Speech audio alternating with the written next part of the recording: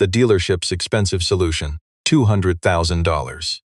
8 luxury SUVs with matching fault codes, one outrageous bill. But Margaret refused to pay. She called me instead, the practical mechanic they fired 18 months ago. I had warned them about this exact diagnostic issue, but they ignored common sense and handed me a pink slip. Tonight, I was back in my humble Chicago workshop, with a basic diagnostic tool and a $14 fuse on the bench. They let me go for trusting my eyes now. Simple common sense was about to prove them all wrong. Stay with me. You and I are going to see how basic logic beats a massive repair bill every time. The day began freezing and gray on Chicago's Halsted Street. It was that brutal November cold that gets into your bones. It freezes the concrete solid and refuses to budge until spring. I unlocked the shop at 6:45, sticking to my routine, fighting the old side door key that always caught on the third turn. I clicked the overhead lights on, then cranked up our stubborn old wall heater to take off the edge. I waited through 3 minutes of clanking pipes before any real warmth came out. My little neighborhood garage sat squeezed into a tight space, right between a local grocery and a dry cleaner, where pedestrians far outnumbered the actual vehicles. It is the kind of modest workshop most drivers pass without noticing. But inside, every wrench on the wall was organized with absolute care. We kept a level of order that seemed surprising for our small size. Each tool was locked in its place, and the diagnostic cords were wound perfectly instead of tossed aside. Our best diagnostic computer near the vehicle hoist was our only modern luxury. I bought it used from a bankrupt dealership 2 years back. Keeping the system software updated was costly, but I never skipped a payment. I made it a rule. You and I know that in an independent shop, real trust is built on solid proof, not expensive talk. Not from showing off or offering useless promises. The hard data did the talking. My assistant Lucas arrived at 7, shedding his heavy coat and setting his gear by the main hoist. He was 26, a recent graduate of a local trade school, still learning the ropes in a very complicated industry.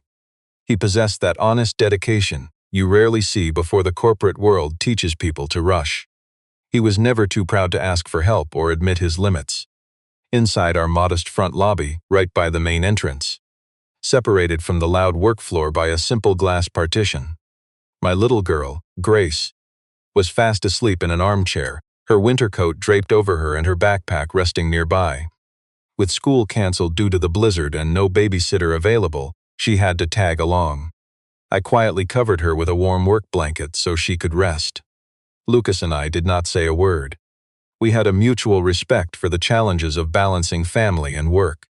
On bitter mornings like this one, that silent pact was all we needed. At 8:17, the phone rang. Margaret Holloway skipped the pleasantries and got straight to business. She ran a major investment firm located just 3 miles north on Michigan Avenue. Let's look at the puzzle she faced, a baffling diagnostic issue stretching back 3 weeks. Her company operated 8 high-end luxury SUVs. These high-end luxury cars ran under strict service contracts, chauffeuring high-profile clients to important meetings and airport runs. Jobs demanding absolute reliability and a very specific quiet ride. So all 8 Bentleys went to Vance Prestige Auto Group on the exact same date in mid-November for their routine, scheduled dealership maintenance.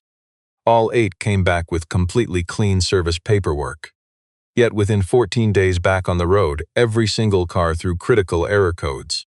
Then came the massive repair bill, $200,000, $25,000 per car. They wanted to swap the expensive driver assistance computer in every single vehicle, plus hours of sensor recalibration and expensive road testing. The quote was highly detailed and polished to perfection, delivered with that smug dealership authority that expects 0 questions from the owner. But she refused to sign off. The math just did not make sense. 8 luxury cars, identical warning lights, same expensive solution, same massive repair bill, all failing within a 2-week window after that identical service that stopped her cold. You and I both know the truth here. Perfect symmetry like that is never a coincidence. I sat back and listened quietly. Once she finished, I asked 2 questions. What were the specific error codes? And had these cars been driven hard in the freezing winter cold lately? She read straight from the paperwork, 14 separate fault codes per car. all pointing directly to the driver assistance system, flagging the entire camera array. The front and rear radar, the stability control module, plus the emergency braking unit. I asked her to describe exactly how the dashboard warnings looked the moment those errors popped up. She said they lit up instantly, all 14 faults at the exact same time. Like someone flipped a master switch, not a slow chain reaction of mechanical wear. I went dead quiet, a lot longer than she expected from an independent specialist looking at a massive job. I finally told her I would take the job. I did not mention that my silence was me recognizing a specific pattern I had already solved 2 years ago, only to watch the dealership bury it instead of fixing it. I spent 4 years working at Vance Prestige, starting as a senior tech on European imports, eventually becoming their lead Bentley diagnostician, also diagnosing Porsche and McLaren systems across the Auto Group's massive main facility. Back in September 2022, I inspected 2 Bentegas with strange driver assist bugs during cold starts. I dug up a hidden factory technical service bulletin directly from Bentley Motors. The official document designated, listen closely, Bulletin 2023-441 identified a known auxiliary power failure. It was thermal fuse 47, a $14 part hidden in a secondary junction box buried under the rear floor. It would slowly degrade during heavy winter driving in a way that seemed perfect in a warm shop, only failing under heavy electrical loads.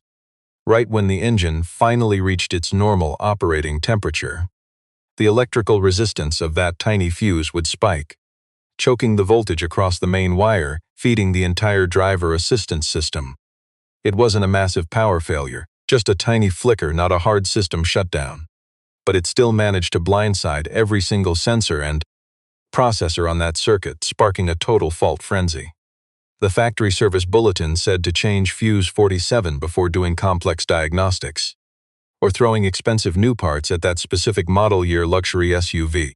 I had gathered solid hands-on data from 2 shop cars, backing up the electrical fault with voltage and thermal logs, and pinned the factory bulletin. I handed that simple, cost-effective fix to my director, suggesting we add fuse 47 to the winter checklist for every Bentega. My boss, Jason Mercer, dismissed my practical advice in under 2 days. Not applicable to our current cars, do not escalate. 3 months later, Vance Prestige fired me for valuing real fixes over selling parts. My file blamed it on a supposed lack of teamwork. I printed those emails the afternoon right before my final shift, hiding them inside a manila folder at the bottom of my cabinet. Not for some grand revenge, but because experienced mechanics know you always need a paper trail, especially when greedy corporate managers want to sweep simple facts away. I had not touched that folder since. The 18 months after getting fired were a quiet struggle, the kind that never makes a big scene. They just pile up silently between your hopes and the cold reality. I finally opened my own shop using small savings that barely covered basic tools, relying on tight credit that demanded caution. I built my client list slowly, relying on honest, practical work done right the first time. I gave honest explanations even when the truth cost me money. I personally wrenched on every car, because a struggling practical mechanic cannot afford to turn work away. There were long late nights at my messy workbench, grinding out low service quotes after Grace had finally gone to sleep. I cut my rates because making a little money beats staring at an empty lift. I never mentioned any of this hard grind to Lucas. To be honest, I did not tell anyone. That folder and those emails stayed buried in the back. So I spent 18 months mastering my hands-on craft, finding the real simple fixes that those massive, shiny dealerships ignored because selling high-priced parts is far more profitable. Margaret scheduled the first test car to arrive by noon.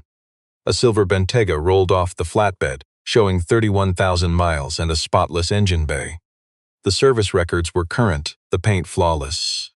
But the moment Lucas turned the key, the digital dash lit up with 14 active errors. I calmly plugged my diagnostic scanner straight into the OB port. Experience taught me to run a full sweep before guessing. 14 codes appeared, all pointing to the exact same network family: camera obstruction, a dead radar module and locked-out electronic stability control, disabled emergency braking, and the lane keep assist was offline. Plus 9 other errors blaming the exact same hidden electrical ghost. Yet not a single error flagged the actual engine computer, the automatic transmission, the air suspension, or the brakes. Let's look closely. This high-end ride setup looked completely ordinary. I inspected the sensor housings. No cracks, no water behind the lens. Honestly, there wasn't a single scratch or sign of physical damage anywhere. Not a single part showed any obvious physical failure. My tech, Lucas, pulled up a stool to scan the codes. He thought massive safety system faults like this meant a completely dead gateway module. Either a shorted communication line or some major water damage. The kind of issues that easily trigger costly network errors. I shook my head and told him to look closer at the specific systems. Every single one of them runs off that 6th-degree power line. This isn't a communication breakdown, and it definitely isn't just random parts failing. The control modules are actually reporting just fine. They are telling us the voltage they receive is slightly outside the strict range they need to function. Those pricey parts aren't broken, they just have the wrong voltage. I grabbed my multimeter and headed straight to the back of the Bentley. I began methodically testing the electrical panels one by one. I started at the main box under the hood, then moved to the auxiliary panel under the trunk floor.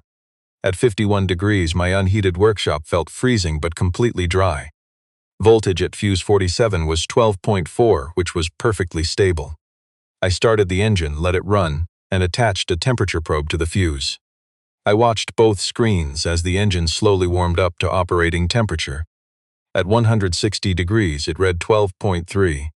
At 175, 12.1. By 182, it dropped to 11.7, holding 0.3 volts below spec. Lucas looked over my shoulder at the screen and muttered it was barely a drop. I told him that on normal cars, that drop is completely harmless. But on this luxury driver assistance system, that tiny dip crosses the computer's strict limit. The system requires voltage within a very narrow range to keep signals reliable across every single component on that shared circuit. And if it drops below, the main computer instantly shuts down and triggers errors across every single connected module. Not because the expensive parts actually broke, but because the central computer lost trust in the power feeding its vital data. All 14 of those scary dashboard warnings were just the system screaming it couldn't trust itself. Not because the cameras stopped working, but because the power feeding them simply wasn't stable. I pulled fuse 47, held it up to the light, and turned it slowly.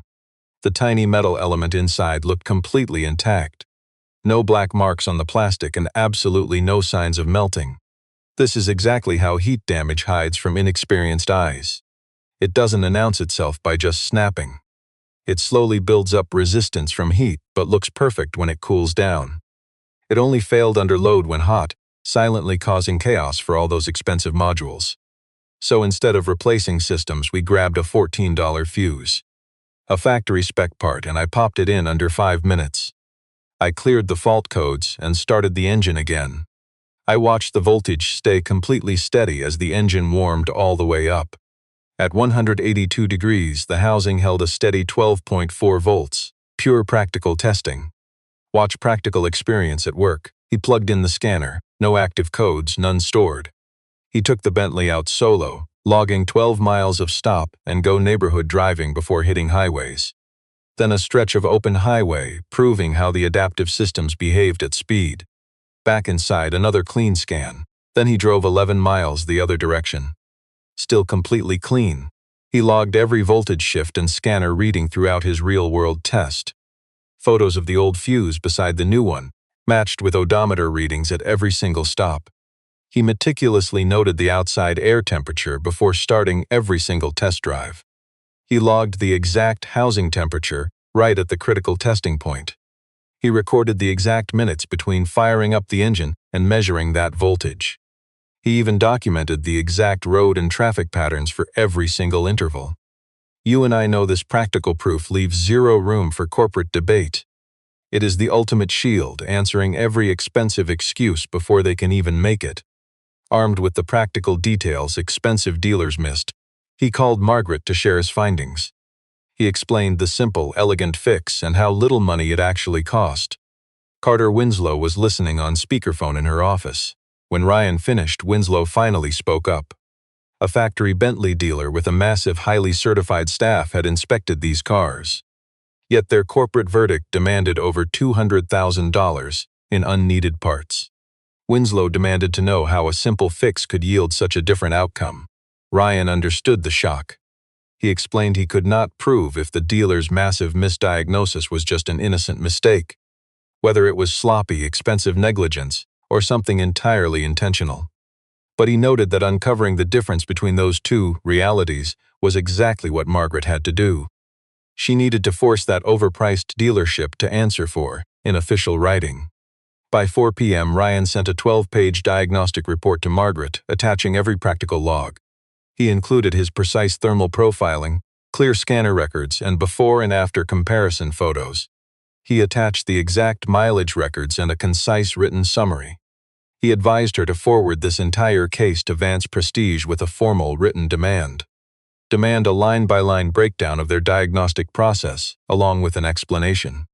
Show how they justified a $25,000 module replacement on every vehicle, when the actual culprit was a $14 fuse explicitly named in their own factory bulletin. Margaret sent that damning practical report straight to Isabella Vance's direct inbox. The subject line contained just two sharp, clear sentences that were completely impossible to misread. Isabella opened the email at 4:47 p.m. She clicked the file, skimmed the practical findings for 90 seconds, then sent it to Jason with one line. Solve this problem and report back to me before your workday is over. Surrounded by corporate noise, she had 17 unread emails, a board meeting tomorrow, and a shareholder call starting soon. She skipped page 3 entirely, completely missing the clear, undeniable voltage data. She totally missed page 9 where Ryan Cole's name sat quietly in the diagnostician box. Jason Mercer checked page 9 first. He recognized that brilliant, practical diagnostic structure before he even read the signature. That elegant voltage sequence and the highly practical thermal profiling method. The logical way he framed the fault as simple power degradation instead of a catastrophic component failure. He had worked directly alongside Ryan Cole for 4 solid years. He stared at his desk, completely frozen for 11 minutes. Finally, he picked up the phone and called Margaret. You and I can see why he stayed so professional and patient for 22 minutes. Dealerships always push for overpriced swaps. He claimed my simple fuse fix only hid the real issue. He insisted those voltage spikes had actually done invisible damage to the sensitive solid-state components inside the computer, the kind of issue a basic dealership diagnostic scan completely misses at first, but something that would eventually trigger highly unpredictable and seriously dangerous system crashes on the highway within a few months.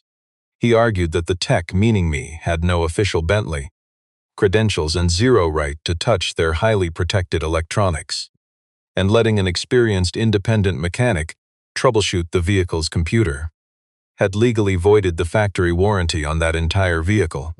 He noted the other 7 cars were untouched, strongly demanding they return to Vance Prestige immediately because their combined remaining warranty value across the fleet was nearly $1.4 million. He could not protect that coverage if an independent guy like me intervened. Carter Winslow called my shop at 6:15 that same evening. He admitted his firm was now questioning their entire position. That huge financial risk was too massive to ignore just on my practical diagnosis. I calmly asked him for 48 hours. He agreed, sounding like a man giving a favor he knew he would soon regret. 40 minutes later, stick with me here, Isabella Vance called my shop directly. I answered the call. She had no idea who I was. She took over as CEO 14 months ago when her father died. I had left long before, so we never met. She bluntly warned me that my practical work on the Morrison fleet was directly interfering with their active dealer service contracts, and her high-priced legal team was ready to file an injunction.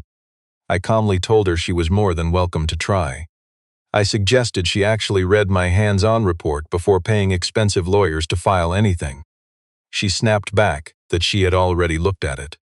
I told her page 3 shows the exact voltage reading that explains the whole failure, and page 9 names the expert who originally filed a formal service warning about this exact electrical issue to your service director. Way back in September 2022, They read my warning, ignored it, and swept the truth under the rug. I said I highly recommend those. 2 pages are worth studying before you make your next move. She slammed down the phone without saying another word. The corporate legal threat arrived at Morrison Capital the very next morning. 4 dense pages of corporate legal jargon, citing strict contract rules and warranty codes, claiming that diagnostic work by an independent specialist like me had caused an immediate, total loss of their expensive factory extended coverage agreement. At that exact same moment, Jason Mercer filed a formal complaint with the Illinois Regulatory Authority targeting my small shop. He raised petty questions about factory diagnostic tool access codes, practically begging the state to launch a full investigation. Carter Winslow called me at 9 with nothing but bad news. This is where you and I see how corporate minds operate. His board refused to risk a $1.4 million warranty over my practical 14-page report. Talk was cheap, but real-world liability always requires a rock-solid paper trail.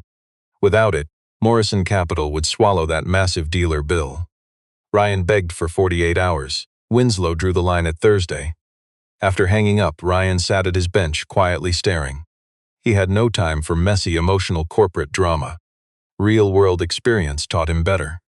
Since losing Diane, he learned to just push straight through, tackle the problem head-on and keep working until it was fixed. But this massive dealer scam carried a much heavier weight. This was far more than some ordinary mechanical headache. Ryan shared the simple fix months ago, but Jason buried it. And during those exact 18 months, countless owners blindly dropped $25,000 on useless, overpriced repairs. A big dealership used its power to hide a simple fuse issue, making overpriced repairs look justified. Ryan did not throw tools or scream. Real masters do not act out.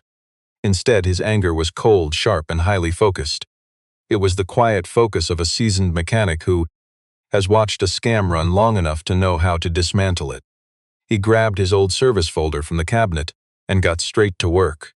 First, he had to prove Jason knew about that fuse failure pattern, long before those expensive luxury cars ever rolled into the shop. This was no oversight. Jason read the diagnostic memo, understood it, and hid it. Ryan did not even need new evidence to prove the cover-up. The proof had been sitting in his file cabinet for 18 months. Late that night, he laid both crucial documents under his bright workbench light.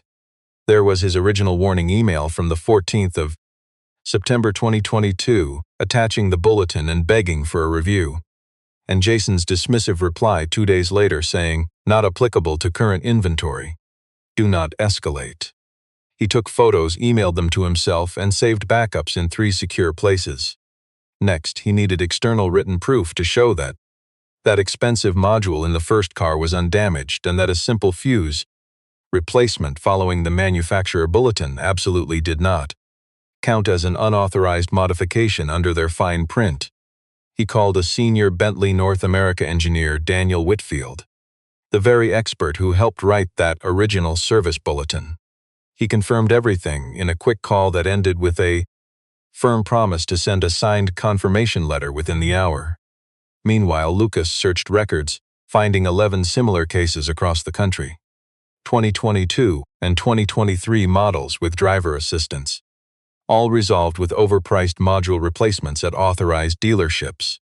3 were at Vance Prestige, and none of them checked the basic fuse before replacing the expensive module. By midnight, Ryan had assembled every single piece into a bulletproof timeline that no greedy manager could ever dismantle.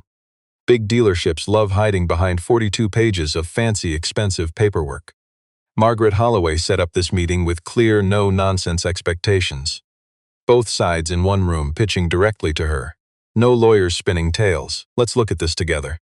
The fancy dealer strolled in right at 11, bringing an attorney and a massive, overcomplicated diagnostic report, dropping it right on the table.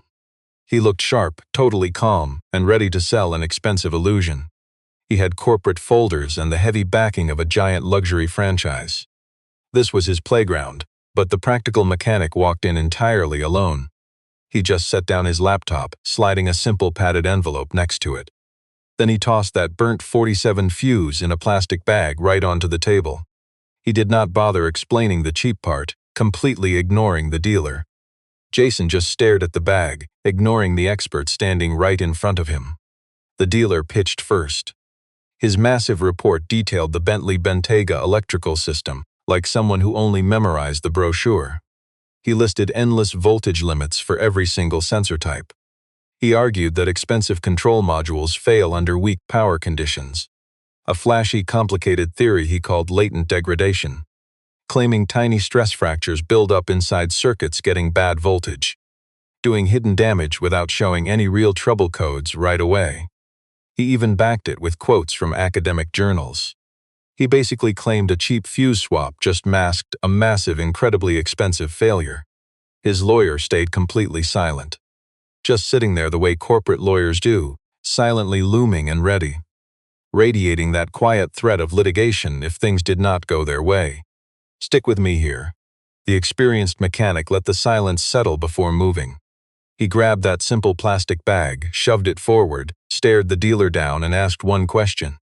That expensive computer module in the fixed car scanned 4 times over 340 miles of driving at peak engine heat, throwing absolutely zero error codes on every single test.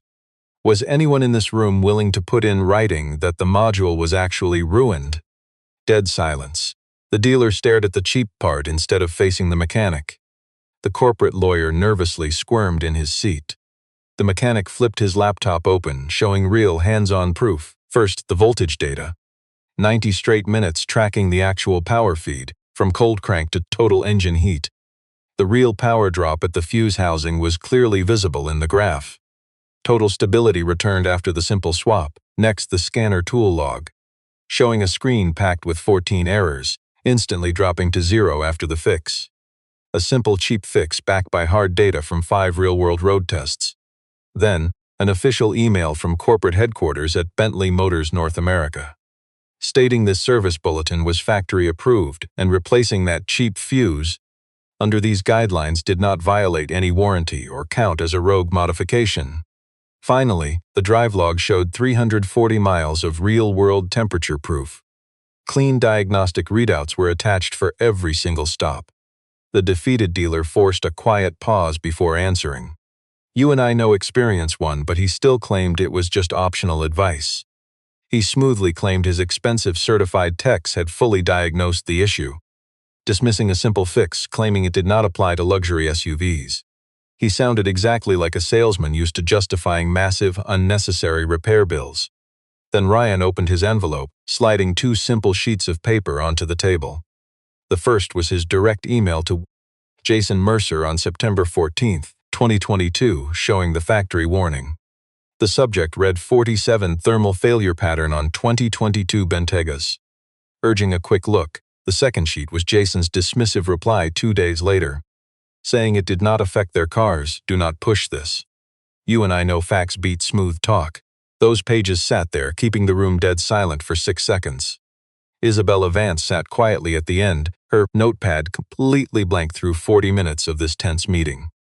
She stared at those 2 cheap printed emails, then slowly looked up at Jason. Her face did not show any hint of anger, just the cold silence of someone realizing they had been played, weighing the expensive lies she was told against a cheap paper proving the exact opposite. She never even knew these hidden emails existed. She inherited the dealership and blindly trusted managers to run the expensive show. Now 2 cheap pieces of paper shattered that trust, bringing a clarity she could not ignore. Jason's lawyer immediately hid behind corporate secrecy rules, claiming that because Ryan was fired, those internal emails belonged to the company. Ryan calmly stated he printed both pages during his time on staff, wrote one himself, and kept them safe in his own toolbox. The lawyer threw out a weak threat, and the meeting suddenly ended with no real answers. Carter Winslow walked Jason and his lawyer straight to the elevator. Once those heavy doors closed, only 3 people were left behind. Isabella grabbed her blank notepad and folder, walking out without saying a word to those left behind. Let's follow Isabella. By 11:40 that night, she sat alone in the silent building, digging through the expensive service logs on the manager's screen she usually ignored because Jason spoon-fed her glossy, expensive service reports instead. Finally, she was looking at the actual unpolished diagnostic data. The simple failure pattern Margaret warned about was right there, painfully obvious. 8 cars brought in over 4 days and all returned within 48 hours flat. Every single one threw error codes over the next 2 weeks as normal heat cycles, built up around the fuse block, exactly like the factory alert predicted.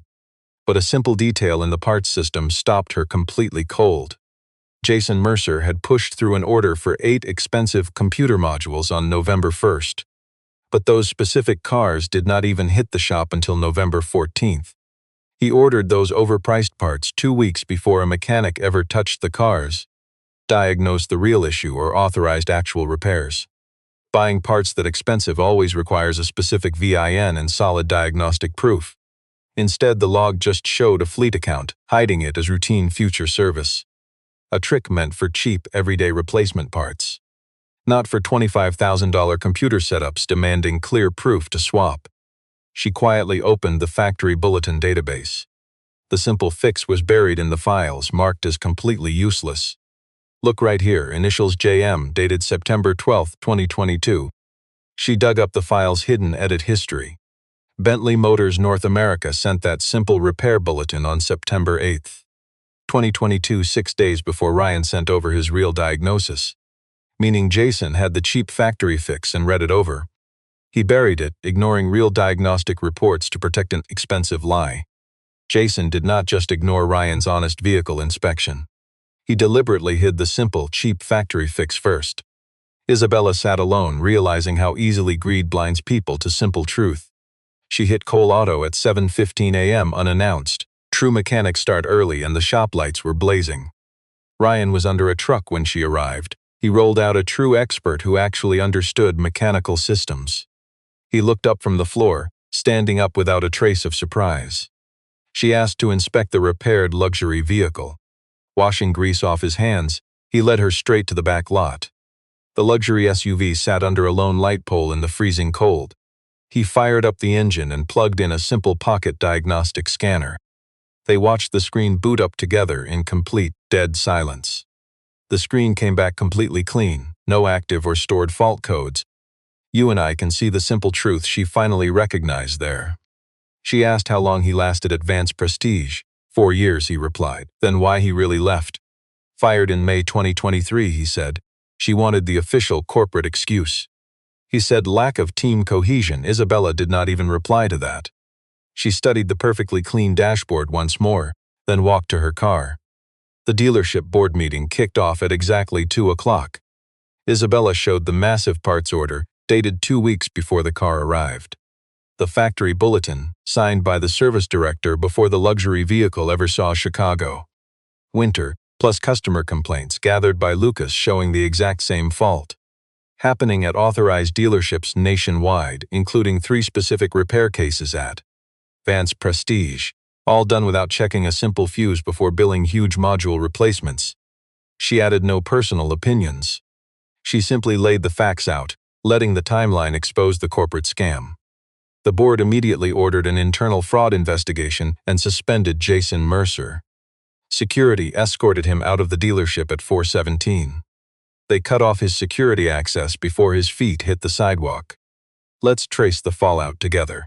The audit took 11 weeks, digging through almost 3 years of service records, uncovering 47 cases of overpriced module replacements billed at huge prices when a cheap fuse was the real simple fix. The damning results were sent directly to Bentley Warranty Compliance and the Illinois Consumer Protection Bureau.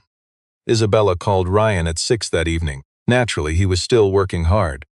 She told him, I owe you an apology for 3 things. First, I threatened lawsuits instead of trusting your honest practical diagnostics, which was wrong. Second, I let the corporate greed of my own company keep me from seeing the simple, obvious truth I should have spotted weeks ago. Third, and I want to make this clear, regardless of the legal fallout, I remember when she finally admitted how unfair my treatment had been back in May 2023. She could not erase the past, but she refused to overlook simple honesty any longer. I told her I appreciated that. Then a heavy silence settled between us. I did not try to fill the quiet, and neither did she. You and I know that sometimes basic common sense is all it takes to fix things. The dealership finally fixed all 8 of those luxury fleet vehicles the following week. They installed a simple 47 fuse in each, testing them hot before signing off. Not one expensive control module actually needed replacing. The entire parts bill for the fleet was just $112. Morrison Capital paid absolutely nothing. The dealer covered everything, signing a settlement that finally admitted to their massive diagnostic failure, wiping out all those fake warranty claims. Margaret took the keys that Thursday, never asking for a favor beyond our strict business agreement. Over the next few weeks, Isabella completely restructured their entire service department. Any repair quote exceeding $5,000 on a covered warranty. Vehicle now required review by an independent mechanic separate from the original diagnosis. Every factory service bulletin now got shifted from casual advice to a strict requirement, demanding real proof before any technician could just casually brush it off. They quickly posted that greedy service director's job online. These rules changed quietly, without announcements, proving that practical action speaks louder than any slick press release. Let's look closer. Those 47 botched jobs were not simple paperwork errors. Each file meant an honest driver handed over hard-earned cash for a costly repair they never needed, pushed by a diagnosis that ignored the actual condition of the car. Instead, it merely justified an expensive parts order already placed. Bentley Motors North America quickly launched a serious warranty probe. They ran a deep audit into 4 other high-end dealerships nearby. Unsurprisingly, 2 of them had the exact same costly scams hiding in their logs. The Consumer Protection Bureau kept the worst details completely quiet. But refunding those victimized drivers eventually cost the dealership far more than the $200,000 scam that started it.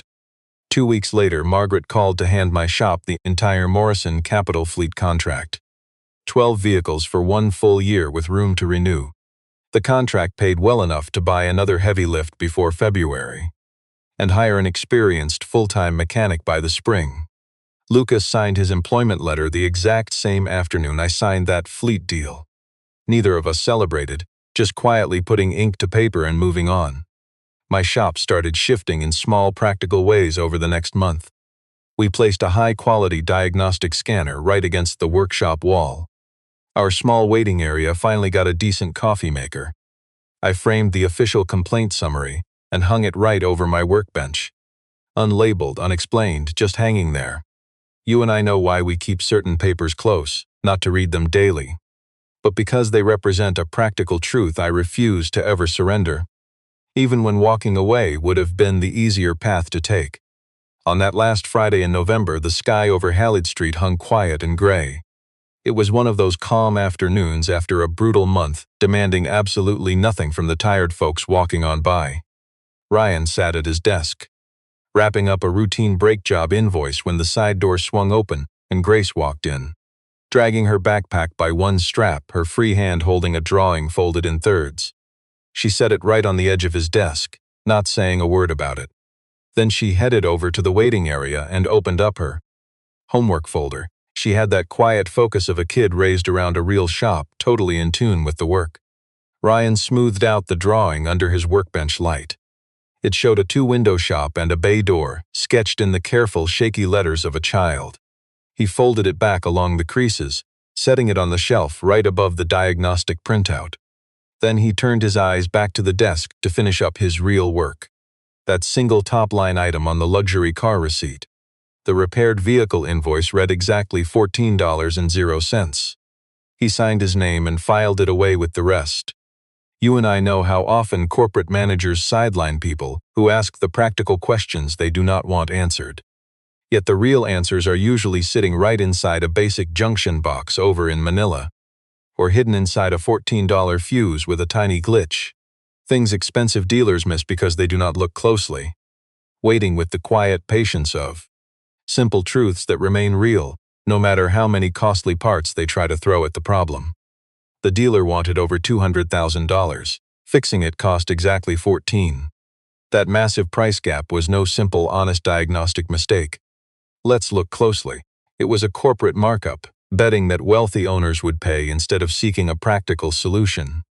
The trouble with That expensive math is that it fails the moment an experienced mechanic actually tests the simple things.